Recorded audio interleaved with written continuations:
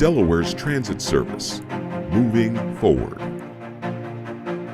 Tonight, taxing college students, details on what one college town here in Delaware is proposing.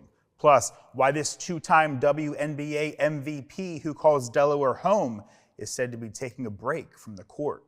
And Wilmington's St. Patrick's Day Parade breaks its tradition. We'll have details, those stories and much more straight ahead tonight on DETV News.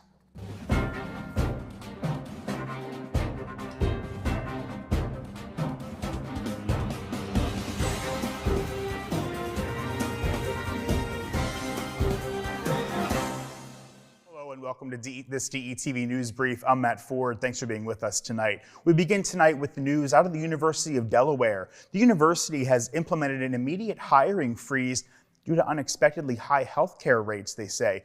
President Dennis Asanis cites a projected 27% increase in health care costs for fiscal year 2025.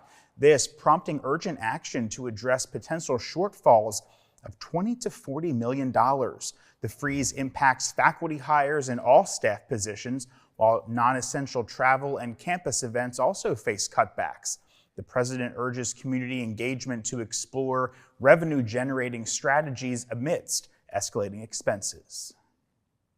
And speaking of UD, the city of Newark is looking to tax students. Newark City Council is set to discuss a resolution proposing a per-student tax on University of Delaware attendees. The tax could amount to about $50 per semester per student, aiming to offset budget shortfalls. The Newark City Council also plans to deliberate on a separate tax on lease revenues. These proposals come amidst concerns over rising property taxes and the city's need to diversify revenue sources. The University of Delaware has yet to respond to the proposal, while student reactions are already surfacing online, with some expressing concern over the potential financial burden that they may face. And police have identified the Laurel woman who died in a crash on Shiloh Church Road. State police say Eliza Guerin, 35 years old, was driving a 1994 Suzuki Cappuccino eastbound on Shiloh Church Road when she attempted to turn left onto an access road, colliding with a 2008 Ford Taurus who was traveling westbound. The woman was taken to a local hospital where she had died. The driver of the Taurus sustained minor injuries. The road was closed for about 3 hours for investigation. Anyone with information in this crash is urged to contact Delaware State Police.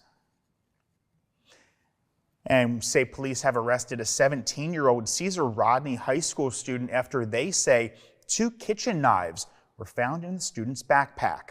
According to state police, Cesar Rodney High School staff notified the school resource officer that they had found knives during the search of the student's backpack.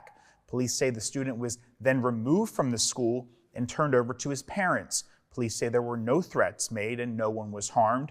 The student later turned himself in to state police and was charged with 2 counts of carrying a concealed deadly weapon, which is a felony. As we mentioned, he has since been released to his parents.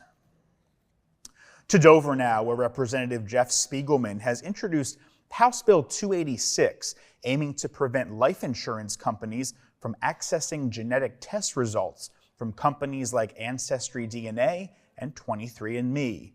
Named after a Kent County native who died of a congenital heart defect, the bill has bipartisan support and awaits action in a House committee. Spiegelman argues that using recreational genetic data for insurance assessments is unjust and could deter people from seeking vital health information. The information proposed aims to safeguard genetic privacy while promoting health awareness. And 10 small businesses were honored on Tuesday as the latest winners in the state's Division of Small Business EDGE competition, which stands for Encouraging Development, Growth, and Expansion.